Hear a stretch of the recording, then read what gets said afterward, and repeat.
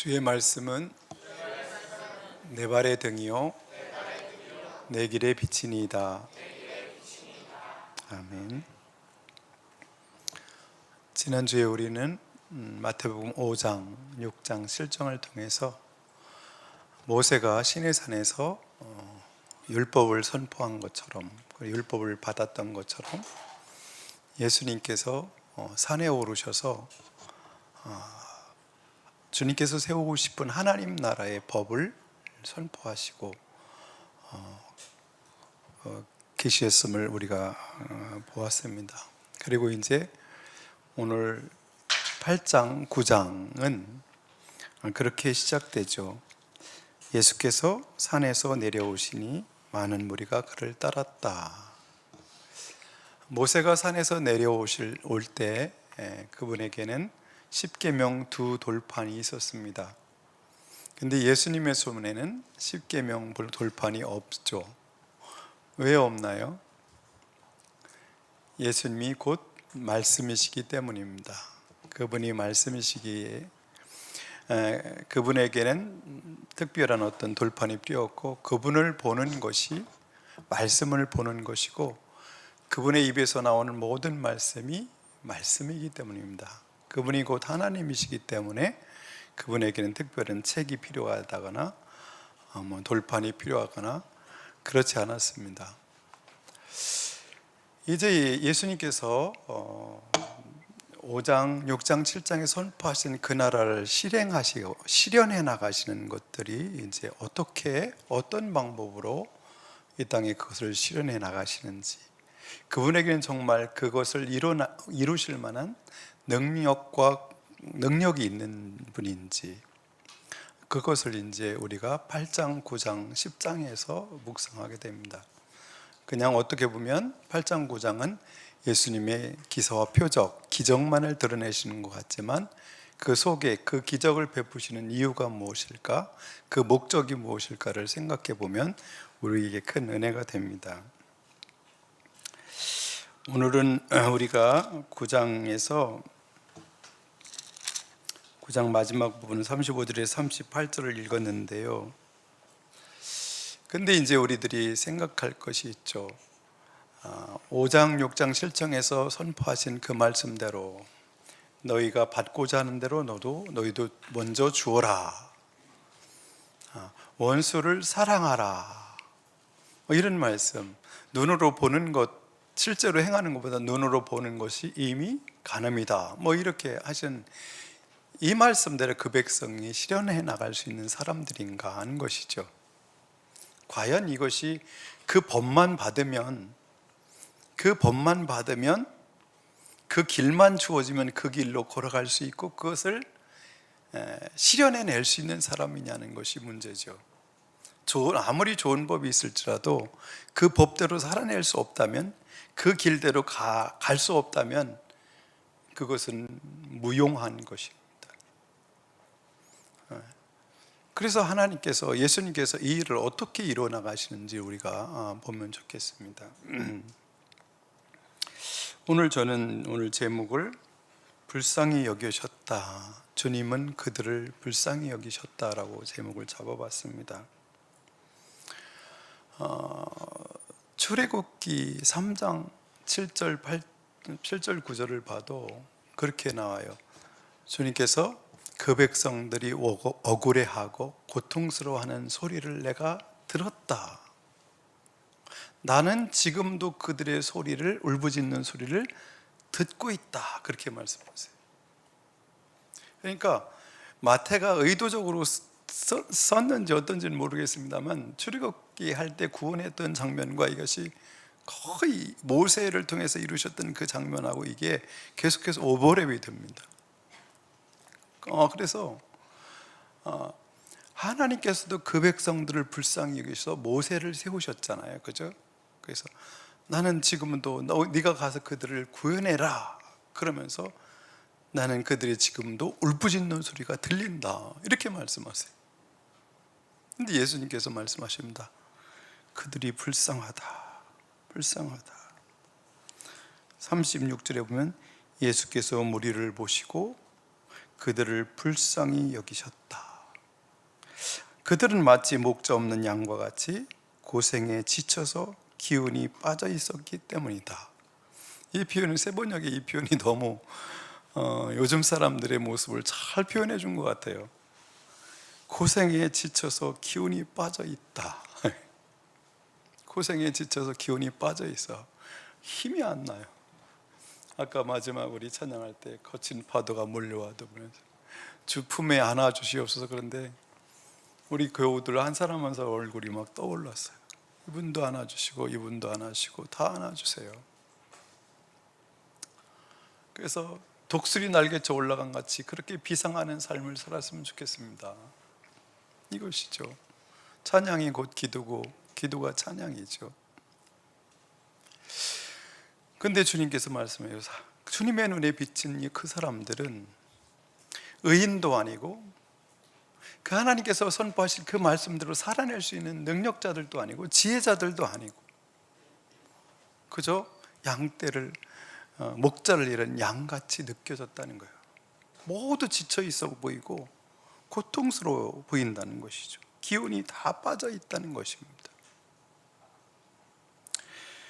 그래서 주님께서 이제 8장과 9장을 통해서 그 백성들 어떻게 하나님의 백성다운 사람들로 온전케 하시고 세워가시는지를 보여줍니다. 그 백성들의 모습이 그 백성들을 온전케 하시기 위해서 하시는 방법이 이제 35절로 가보면 어떻게 하시죠? 세 가지죠. 주님의 사역을 요약하는 세 단어 있죠. teaching, preaching, 그리고 healing. 가르치시는 거예요. 가르친다. 뭘 가르치죠? 토라를, 모세율법을 다시 가르치는 거예요. 지금까지 바리새인들도 있고 SNF파도 있고 사두개파도 있고 많은 사람들의 가르침들이 있었지만 예수님께서는 그들의 가르침과는 또 다른 어떤 관점에서 이걸 온전히 바른 해석을 해주시는 것으로 그분의 사역은 시작됩니다. 구원이라는 것은 무엇으로 와요? 하나님 말씀을 바로 깨닫는 것이 가장 중요해요. 저는 그렇게 생각하는데 성경에도 그렇게들 생각해요. 그래서 유대인들 자체도 그들은 구원의 상태를 어떻게 해요? 율법을 바로 깨달은 것 자체를 구원으로 봐요. 그걸 구원으로 봐요. 그래서 주님께서 하시는 일은 가르치시는 일이었어요. 토라를 다시 가르치시는 거예요. 바리새파의 관점이 아니라 에스네파의 관점이 아니라 세례 요한의 관점이 아니라 하나님이 처음에 의도하시고 주셨던 그 본래의 목적대로 그 관점대로 다시 해석해내시는 거예요. 그것을 깨달아 아는 것이죠. 두 번째는 프리칭이에요. 복음을 선포하셨어요. 하나님 나라의 복음을 선포하셨다. 회개하고 나에게 오기만 해라. 이제 오는 하나님 나라가 가까운 그 나라에 나와 나에 속한 공동체의 그 나라 백성이 되어라. 공동체에 들어와라 이 말이죠. 내가 끌어갈 공동체에 들어와라. 나의 주인으로 삼아라. 그러면 너희에게 구원이 있을 것이다. 하나님 나라 백성이 될 것이다. 하나님의 자녀가 되는 권세를 주실 것이다 라는 선포를 하시는 것을 선포하십니다. 너희들이 지금 어떤 상태에 있든지 그건 관계없다. 어떤 상태에 있든지 관계없다. 죄인이든 어떻든 관계없다. 돌아와라 인 것이에요. 그래서 회개는 단순한 감정적인 문제가 아니라 어떻게 해요? 주인을 바꾸는 것이고 누구를 위해서 헌신하고 일할 것인가의 그 대상을 바꾸는 것이고 소속된 공동체를 바꾸는 것을 회개라고 하는 거예요. 그때 받아들이고 그 나라 백성이 되기로 결심하고 들어간 사람들에게 어떻게 해요? 구원이 있는 것이죠. 그런데 그 사람들이 어떤 상태예요? 몸이 영의 문제요, 혼의 문제요, 문제가 생기고 또 뭐예요? 몸이 문제가 되는데 그 몸을 치유하십니다. 치유하시죠. 고쳐주십니다. 근데 그들의 상태가 어떻는지 한번 8장 9장을 보자고요.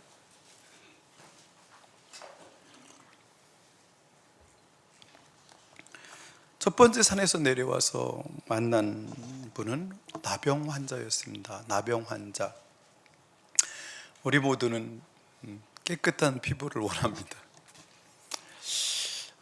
제 후배 목사가 자꾸 이번에 피부과를 갖고 와서 여기 검은 점을 다 뺐더라고요. 그 친구 3년 전에도 뺀 것 같은데 이번에 또 빼고, 근데 뭐 얼굴이 막 매끈매끈하고 막 관처가 나더라고. 그래서 목사님도 가셔야 될 거 아니에요? 그러면서 놀리느냐고. 근데 목사님 나이 정도면 그냥 사시다 가셔도 괜찮겠지 않겠어요? 뭐 이러고 슬슬 놀려요. 그래서 요즘 제가 거울을 보니까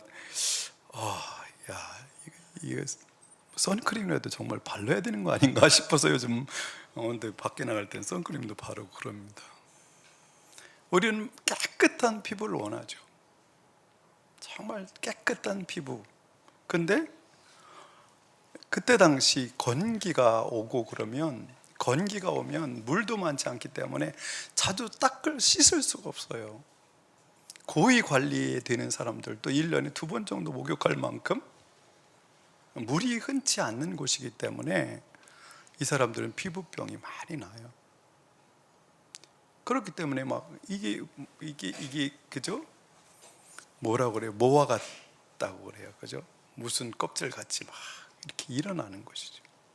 그럼 또 이 사람들은 어떤 격리되고, 그들끼리 또 살다 보니까 서로가 또 질병이 옮기고 그러니까 거기서 그냥 격리되고 나가면 거의 죽는 것이죠. 근데 이 사람이 왔어요. 근데 이 사람이 주님께서 하고자 하시면, 이런 말을 해요. 참 대단하죠. 주님께서 하고자 하시면 나를 깨끗하게 해주실 수 있습니다 라고 그렇게 말해요.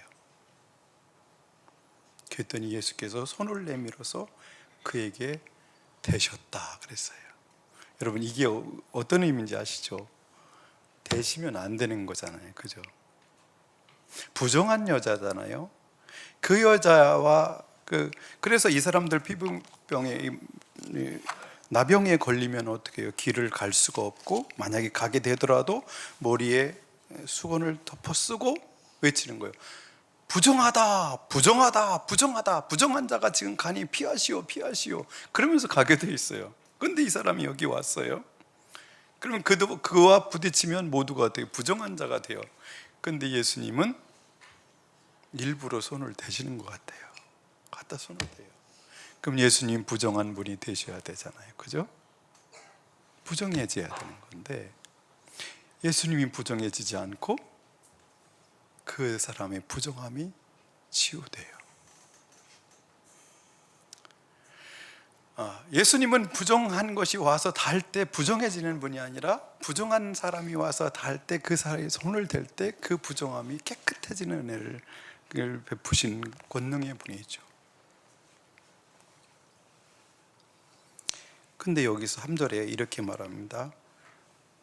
깨끗하게 되어라 하고, 그렇게 해주마, 깨끗하게 되어라 하고 말씀하시니. 이걸 주목해서 보세요. 말씀하시니. 말씀하셔서 말씀으로 치유가 일어났다는 거예요. 그래서 마태복음 8장 9장에서 전부 어떻게 치유하는 방법은 말씀으로 해요.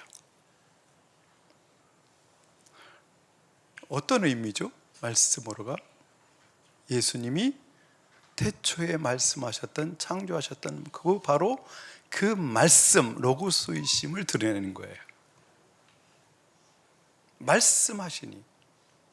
그분 자체도 말씀이시기 때문에 손을 대면 창조의 능력과 권능이 나가면서 치유가 되는 것처럼, 또 말씀으로 창조하시듯 깨끗함을 받아라 이렇게 말씀하십니다. 그럼 깨끗해지는 것이죠. 그리고 두 번째는 백부장인데, 이 사람의 종은 중풍병에 걸렸어요. 여러분, 몸은 내 몸인데 내 마음대로 움직여지지가 않아요. 이게 그때 당시 사람들의 삶의 모습이에요. 주님께서 본, 너무 불쌍해. 내 몸을 내가 내 마음대로 움직여야 되는데 몸이 말을 안 들어. 뇌가 시키는 대로 움직이지가 않아. 그 중풍병자가 종이 중풍병자. 근데 이 백부장이 주님께 와서 말합니다. 종이 병에 걸렸습니다. 그 말만, 여기서는 그 말만 한 걸로 나와 있는데 주님께서 말씀을, 내가 가서 고쳐주마. 이것도 파격이죠. 왜냐하면 예수님께서는 유대인들은 이방인의 집에 가지 않아요. 왜? 부정하기 때문에. 근데 주님께서는 내가 가서 그를 고쳐주마, 이렇게 말씀하십니다. 그랬더니 이 사람이 참 놀라운 말을 해요. 아닙니다, 아닙니다. 저는 죄인입니다. 저희 집에 주님을 모실 만한 자격이 저에게 없습니다, 라고 말해요. 참 대단하죠. 그는 유대인들의 입장에서 이방인들을 개 취급하는데, 나는 비록 백부장이지만, 식민지, 너희 이스라엘 백성들의 식민지 백부장으로 와 있지만 예수님 앞에 설 때 자기는 부정한 자요, 이방인이기 때문에 저희 집에 올 수 없습니다. 저희 집은 너무 주님이 오시기에는 누추합니다라고, 이 사람이 이방인인데 예수님을 주님이라고 불러요. 이 사람들에게 주님은 오직 누구여야 돼요? 시저야 돼요. 시저만이 그들의 주님이세요. 근데 이 사람이 예수님에게 주님이라고 부르면서 말하죠. 말씀만 해주세요. 말씀만 하시면 나을 줄을 제가 믿습니다, 이거예요. 어떻게 나는 확신하냐면, 나에게도 내가 부리는 종들이 있는데 내가 오라고 하면 오고 가라고 하면 갑니다. 저도 위에 높으신 분이 있대, 권세 있는 분 앞에 그분이 오라 하면 가고 가라면 갑니다. 주님께서 말씀하시면 그 병도 그렇게 고쳐질 줄 믿습니다, 이 말씀을 하는 거죠. 예수님께서 여기 놀라셨습니다. 내가 지금까지 이스라엘 사람들 중에서도 이만한 믿음을 본 적이 없다. 근데 이방인인 이 사람이 이런 믿음을 가지고 있다. 그러면서 하신 말씀이, 본 자손들은 쫓겨나서 울며 이를 갈 것이고, 수많은 이방인들이 다 와서 아브라함과 이삭과 야곱과 함께 공동체를 이루면서 밥을 먹을 것이다, 이 말씀을 하세요.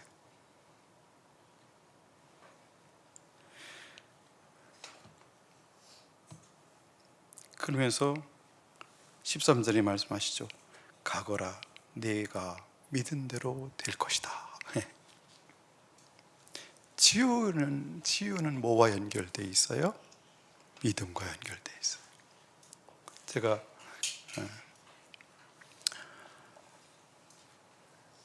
사람들이 간절하게 믿을 때, 예수님이 누구신지 믿고 고백할 때, 예수님의 뭐예요? 컴패션이, 긍휼하심이 작동하면서 마음이 동하시면서 말씀하실 때 치유가 일어납니다.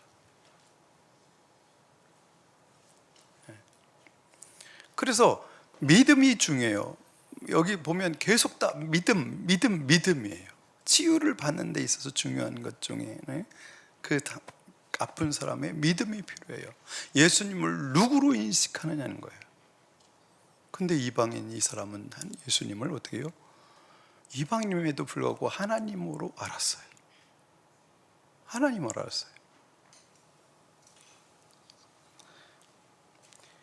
14절 15절 보면 베드로의 장모의 병 10병을 고치시는데, 거기서도 그냥 손을 대시니까 나았어요. 그러면 좋겠어요, 여러분? 여러분이 손을 대면 10병이 떠나가고. 근데 여기서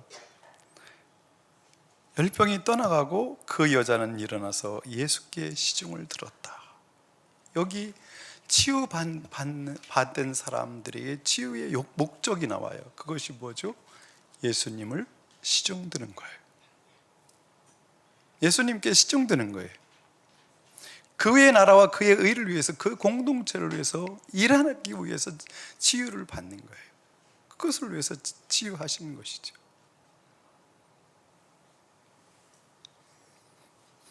근데 이것에 대해서 17절 보면, 그리고 어떻게 해요? 날이 저물었을 때 16절에 보면 마을 사람들이 귀신 들린 사람을 많이 예수께로 데리고 왔고, 예수는 여기서도 뭘로? 말씀으로 귀신을 쫓아내시고 또 병자를 모두 고쳐주셨다. 말씀으로. 이리하여 예언자 이사야를 시켜서 하신 말씀이 이루어졌다. 그는 몸소 우리의 병약함을 떠맡으시고 우리의 질병을 짊으셨다. 이사야서 53장에 있는 말씀이죠, 그죠? 마태는 이 말씀을, 병자를 고치시는 것에 대해서 병자를 고치니까 능력이 있다, 이것을 드러내시기 위함이 아니라 뭐를 드러내기 위해서 이걸 기록하는 거예요? 예수님이 바로 그 예언되었던 그 메시아다라는 것을 드러내시는 거예요. 그것이 목적이에요. 네.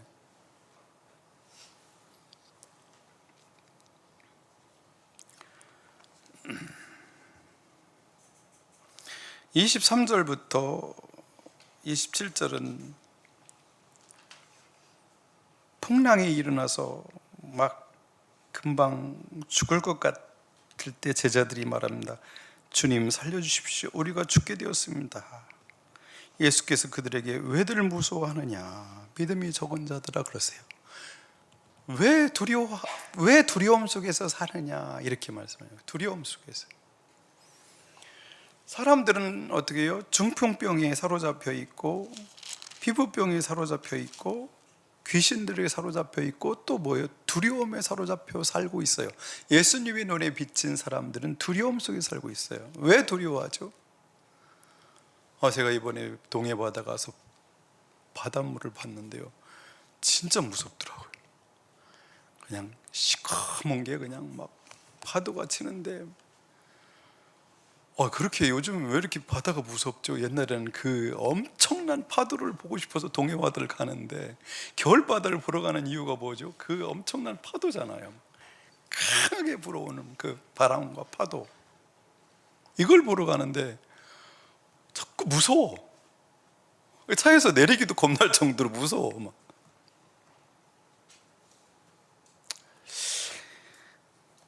근데 이 사람들에게는 제가 느끼는 이런 무서움과 또 다른 무서움이 그들에게 있어요. 뭐죠?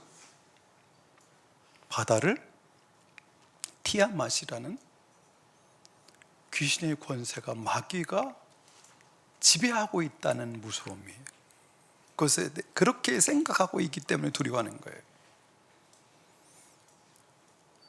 그러니까 악한 권세에 대한 두려움 속에 빠져 있는 거예요. 막 갑자기 바람이, 예고치 않은 바람이 불고 풍랑이 일으니까, 와, 이 티아맛이 역사를 하는구나 라고 제자들은 생각을 했어요. 그 예수님의 입장에서는 제자들이 불쌍한 것이죠.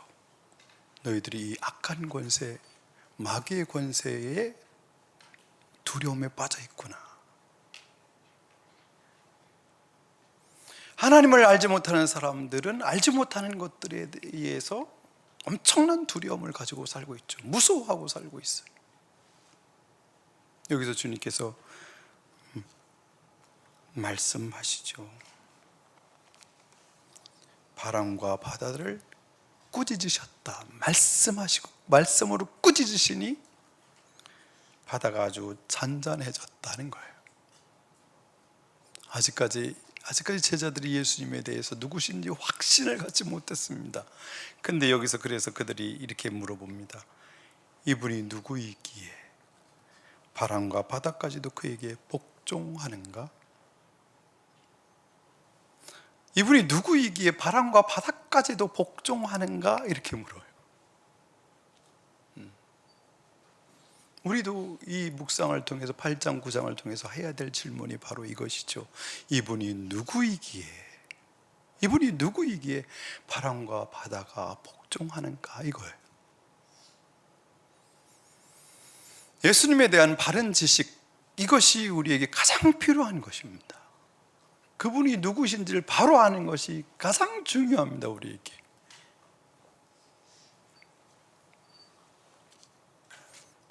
예수님은 누구시죠? 바람과 바다도 그리고 티아맛도 꼼짝 못하게 하는 그분은 누구예요? 창조주시죠. 창조주십니다. 그리고 28절에 보면 가다라 지역에 가실 때 귀신 들린 사람 둘이 무덤 사이에서 나왔다. 여기 무덤 사이에서 나왔다고 할 때 무덤 근처에서 살았을까요? 아니면 무덤 안에 들어가서 살았을까요? 이스라엘의 무덤의 형태는 거기 돌 무덤을 굴로 팠기 때문에 그 속에 20명도 들어갈 수 있어요. 30명도 들어갈 수 있어요. 그래서 이렇게 디귿자로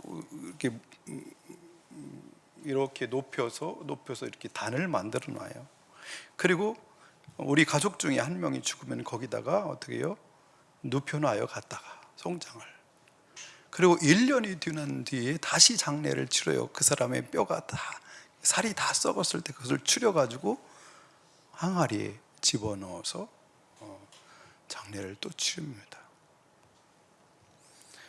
그러니까 이 사람은, 귀신 들린 이 두 사람은 어디서 사는 거예요? 이 무덤 속에 들어가서 사는 거예요. 사람은 어디서 살아야 돼요? 홈에서 살아야 되는데 이 사람은 어디에 살아요? 툼에서 살아요. 자기들이 원하는 곳에서 살지 못하고 원하는 사람들과 살지 못하고 자기 의지에 따라서 자기가 원하는 대로 살지 못하고 귀신이 원하는 대로 끌림받아서 원치 않는 곳에서 무덤에서 살고 있는 거예요. 주님이 눈에 이게 보였어요. 그때 당시 살아가는 사람들의 모습이 주님의 눈에 이렇게 보이는 거예요.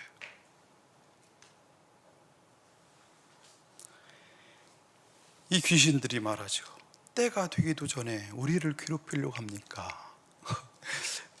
때가 되면 어떻게 해요? 예수 그리스도를 통해서 악한 귀신의 권세가 전부 결박을 당하고 무적행에 집어넣을 것을 이들은 알고 있어요. 아직 그때가 되지 않았는데 왜 왔냐고 그러는 거예요. 그러면서 이 사람에게서 나를 쫓아내기를 원합니까? 우리를? 그렇다면 저 돼지떼에게 가게 해달라고 말하죠.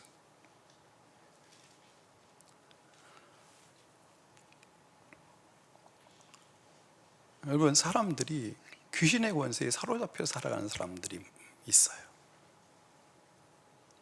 그들이 거하는 곳을 보고 가는 곳을 보고 만나는 사람을 보고 하는 짓을 보면 그들이 원하는 대로 살지 않고 원치 않는 일을 하면서 살아가는 사람들이 참 많습니다. 귀신 권세에 사로잡혀 사는 거죠.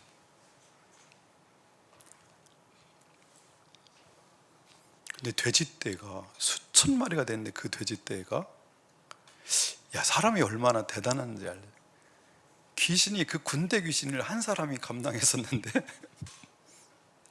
돼지는 수천 마리도 감당이 안 돼 죽어요. 이게 와. 근데 그 동네 사람들은 그 귀신에 사로잡혀 살아가는 삶이 어떤 것인지 알지도 못하고 그 지역에서 예수님을 떠나가 달라고 요청을 해요. 그런데 다른 복음서에 보면 이 귀신들은 이 지역에서 우리를 쫓아내지 말라고 요구를 해요. 귀신들은 그 지역에 있어야 된다는 거예요. 자기들이 맡은 지역이 이 지역이기 때문에 이 지역에서 그 귀신들이 할 일이 있기 때문에 이 지역을 떠나지 말라고 해달라고 그래요. 그런데 그 사람들은 그 귀신들이 머무는 그 지역에 살고 예수님이 떠나가 달라는 거예요. 사람들이 바라는 것은 별거 아니에요. 전부 돼지떼를 바라지 그 귀신에서 사로잡히면서 해방받고 자유롭게 사는 것을 원치 않아요. 그게 뭔지도 모르기 때문에 그렇게 살아갑니다.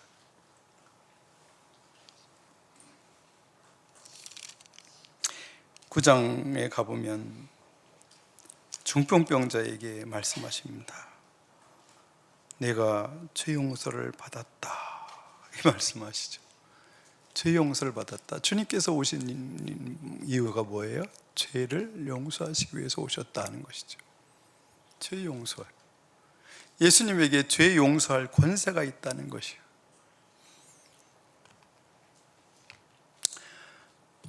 이게 참 사람들이 누구를 대한 분노와 미움과 사랑하지 못한 속에서 거기에 사로잡혀서 살아가는 것만큼 무서운 게 없죠. 사는 것이 매일 지옥이죠. 매일 지옥이에요. 용서하고 용서받으라는 말씀이 5장, 6장, 7장에서 계속 나오죠. 하시죠. 그만큼 누구의 죄를 용서하고 용서받는 것은 엄청난 일입니다. 예수님께서는 이 땅의 사람들의 죄를 용서하러 오셨어요. 그리고 그 백성들이 서로 용서하며 살기를 원하세요. 근데 이 마음이, 용서하는 마음이 내 능력과 권능으로 되면 좋겠어요. 용서해야지, 사랑하며 살아야지, 그러면 그게 되면 좋겠는데 실제로 살다 보면 그게 안 되죠. 그래서 여러분은 경험하신 분들이 있겠어요. 어느 순간부터 은혜가 임하면서 미워하는 사람이 없어진 걸 알 거예요. 그것만큼 자유함은 없어요. 인생을 살면서 미워하는 사람들이 사라지고 그저 모든 사람들을 불쌍한 마음으로, 사랑하는 마음으로 밖에 안 보이는 단계에 들어가야 돼요. 이것은 인력으로 안 된다는 어른들 말대로 인력으로 안 되는 것 같아요. 은혜가 부어져야 돼요.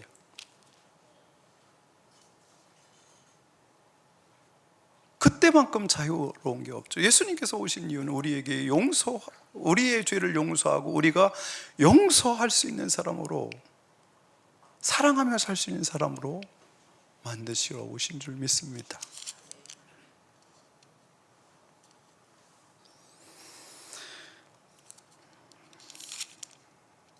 그리고 마태를 부르시죠. 세리 마태. 그리고 예수님께서는 그 집에 들어가서 어떻게 하셨죠? 그들과 함께 식사를 하셨어요. 이 9장 9절에서부터 보면, 근데 11절에 바리새파 사람들이 물어요. 어째요 당신네 선생은 세리와 죄인과 어울려서 음식을 드시오. 이게 이제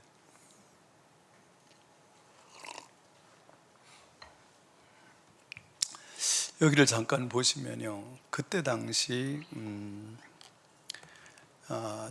성전에서 일하고 있는 사두개파 사람들이 있었어요. 그런데 그 사람들보다도 자기들이 더 정결하고 순수한 혈통을 가졌다라고 하는, 우리는 아론의 후손의 피만 물려받은 사람이라고 믿고 있었던 에세네파가 있어요. 그리고 바리새파가 있어요. 근데 이 사람들은 그 파에, 그 공동체에 들어가기 위해서는 적어도 2년의 훈련을 받아야 돼요. 1년 동안 율법을, 말씀을, 그 공동체에 있는 규약들을 다 훈련하고 그래서 그것이 시험을 봐서 통과될 때 보통 정결례 세례를 받아요. 침례탕 같은 것에 훅 집어넣었다 꺼내서 받아줘요. 그렇다고 그 공동체 일원이 되는 건 아니에요.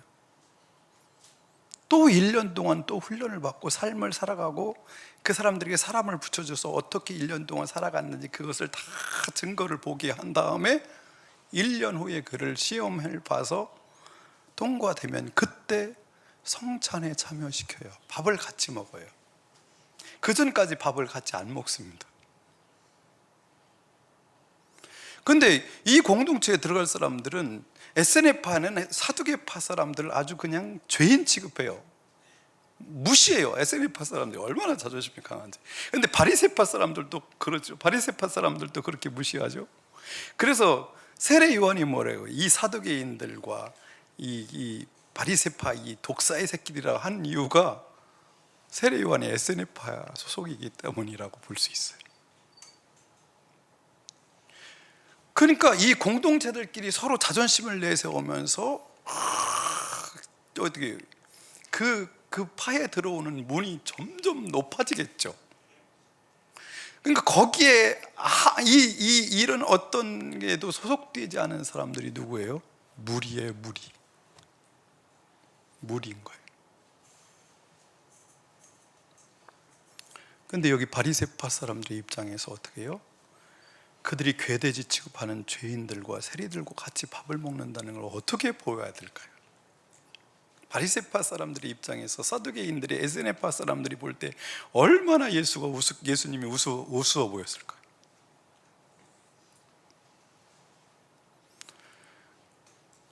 근데 예수님과 예수 공동체에서는 그런 사람들을 받아주는 거예요. 그 사람들과 그냥 바로 같이 밥을 먹는 거예요. 같이 성찬을 하는 거예요.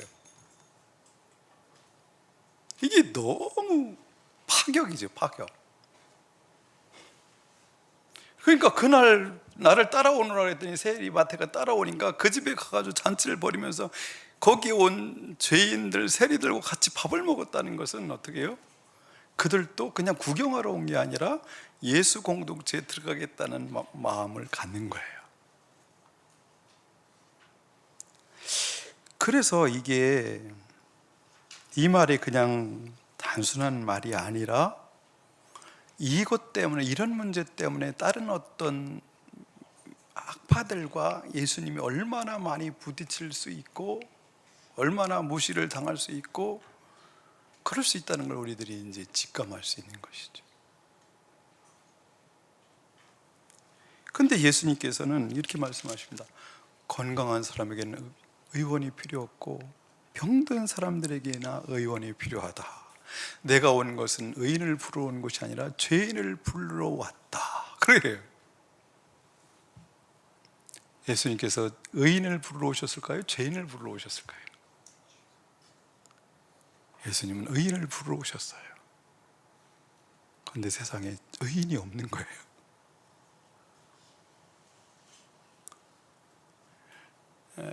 예수님도 이 사람들 바리새인들에게 독사의 새끼라고 말하잖아요. 그죠?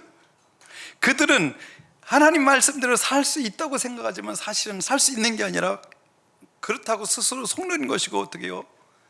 자기를 어떻게 해요? 외식하는 거죠. 그렇게 사는 척하는 것뿐이지 예수님의 눈에는 이건 완전히 독사의 새끼들이, 사탄의 새끼들이라는 거예요. 이 사람들은 왜요? 결국 예수의 공동체에 예수 앞에 무릎 꿇고 올 사람들도 아니고 그분의 공동체에 들어올 사람도 못 돼요. 하나님 나라 백성 될 가능성이 없는 사람들이에요.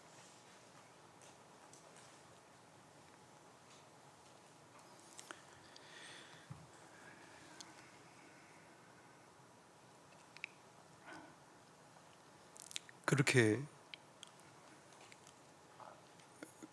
그래서 그들과 어울립니다. 예수님께서는 어떻게 하셔요? 죄인들을 회개시켜서 의인을 만들어서 그 백성을 직접 만드셔서 그 백성으로 그 거룩한 하나님 나라 백성으로 만들어 가십니다. 죄인을 의인으로 만드셨어요. 그리고 어떻게 해요? 혈루증 앓는 여인을 고치시죠. 옷술만 닿아도 날 거라고 믿는 믿음. 그리고 여기 어떤 어느 관원은 어떻게 해요? 죽은 자도 살릴 수 있는 분이라고 믿는 믿음이에요. 죽은 자도 살릴 수 있는 믿음, 분이라는 믿음. 그래서 죽은 자가 살아났고 옷술만 만져도 나았어요. 눈먼 사람도 고치셨죠. 그때 거기에서도 말씀하십니다. 내 믿음대로 되어라 말씀하셨어요. 그래서 눈이 열렸어요. 말 못하는 사람도 고치셨습니다. 그렇게 하나하나를 다 고치셨는데 어떻게 해요? 예수님의 눈에 비친 세상 사람들은 어떻게 해요?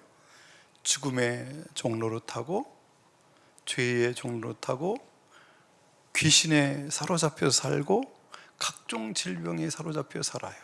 모세는 이스라엘 백성들 누구의 손에서 건져내요? 바로의 권세 속에서, 복종 속에서 건져냈어요. 그리고 10가지 재앙을 통해서 어떻게 해요? 10가지 재앙을 통해서 그들이 섬기고 있는 모든 신과 모든 악한 것들, 이스라엘 백성들 힘들게 했던 모든 것들을 멸하심으로 그들을 구원하셨어요. 그런데 예수님은 무엇으로부터 구원하시죠?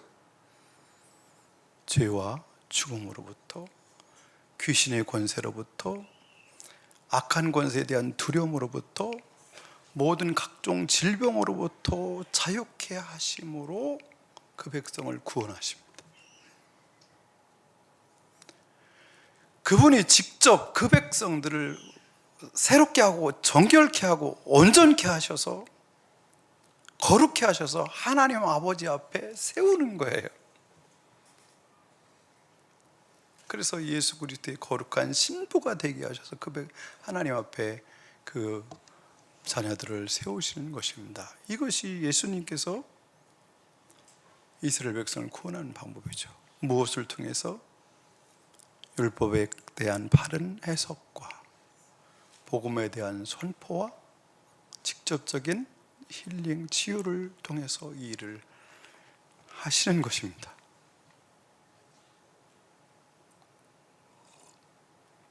근데 어때요? 요즘은 이런 일이 일어나나요? 어떤 것 같아요? 우리 후배 목사 교회에서 이제 25살 먹은 청년 여자 자매인데 공황장애로 너무 고통이 심했어요. 그래서 밖을 나가지 못하고, 밖을 나갈 때는 아버지 차만 타요. 다른 사람의 차를 탈 수가 없었어요. 대중교통을 이용할 수도 없고 택시도 못 타고 아버지 차 위에 다른 분의 자가용도 탈 수가 없었어요. 그만큼 심했고, 우리 교회 송명순 목녀에게 치유받으러 왔을 때도 새로운 사람을 만나서 치유를 받아야 된다는 두려움 때문에 현관에서 그냥 기절해 쓰러졌어요. 그만큼 심했어요. 그 친구가 많은데 친구를 만날 수도 없고 누구도 어떻게 할 수 없어. 그냥 집에만 있어요. 집에만. 아무 소망이 없이. 근데 이제 우리 송목녀가 보라를 해야 됩니다. 보라를 해야 됩니다. 계속 얘기를 해줬어요. 그 학생한테. 근데 보라를 하고 나서 이 자매가 사업을 시작했어요. 집에서. 돈을 벌어요. 아버지한테 사업 계획서를 써서 올렸더니 아버지가 보고 투자를 해줬어요. 한 1,000만 원어치. 그리고 교회 와서 교인들과 어울려서 밥을 먹어요. 그게 있을 수 없는 일이에요. 다른 대중교통을 타고 다니면서 친구들을 만나서 아버지와 엄마보다 집에를 늦게 들어와요. 교회 예배를 드릴 수 없었는데, 그래서 잠옷실에서만 이렇게 있다가 그냥 끝나자마자 얼른 도망오듯 왔었는데, 아침부터 저녁 늦게까지 같이 어울려서 밥을 먹고 예배를 드려요.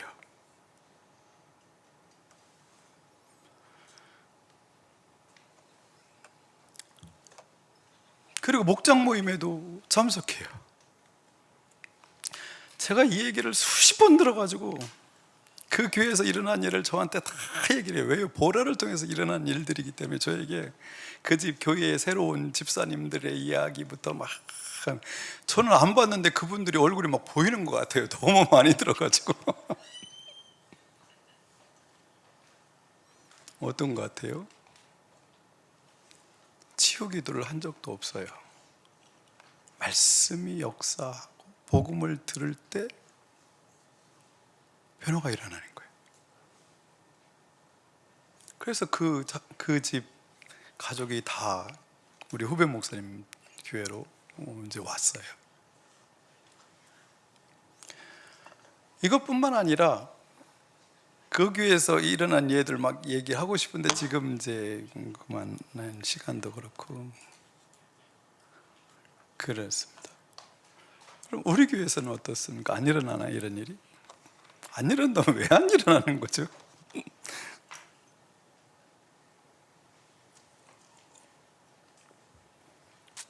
어떤 분이 우리 지찰장님이 그러시더라고요. 조 목사가 만들었는데 그 일이 일어난 목사님이 나보다 더 잘하는 것 같다고. 만들기는 내가 만들었는데. 근데 저는 저 개인을 볼 때 제가 20대 대학생보다 때보다 지금이 훨씬 건강해요. 그리고 사람을 보는 눈이라든지 관계에 있어서도 그때와는 완전히 차원이 다르게 사람들을 만나고 있고 친구를 사귀고 있어요. 인생을 보는 눈도 다르고 모든 면에서 20년 전, 30년 전과는 완전히 다른 사람이 되어 있어요. 이게 저는 복음이고 말씀이라고 생각해요.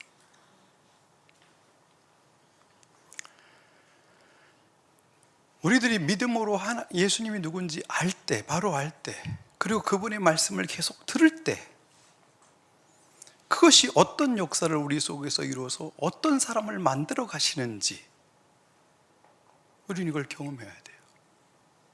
이걸 간증할 수 있어야 돼요.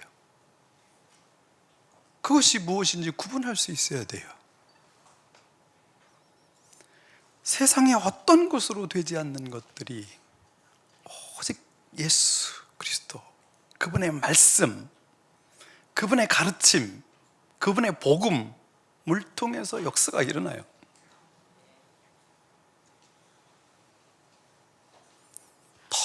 너무 머리를 굴리고 복잡한 생각을 하고 수단을 찾고 방법을 찾으니까 이 인생은 복잡하고 일은 꼬이는데 점점 더 인생은 늪으로 계속 빠질 수가 있어요. 예수 믿으면 심플해져야 돼요. 오직 예수, 오직 복음, 오직 말씀, 예수 이름의 권세.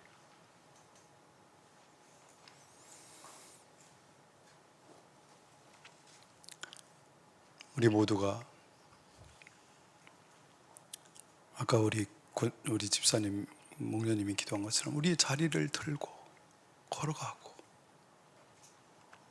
깨끗한 자유자가 되어서 살기를 예수님의 이름으로 축원합니다. 우리 기도합시다.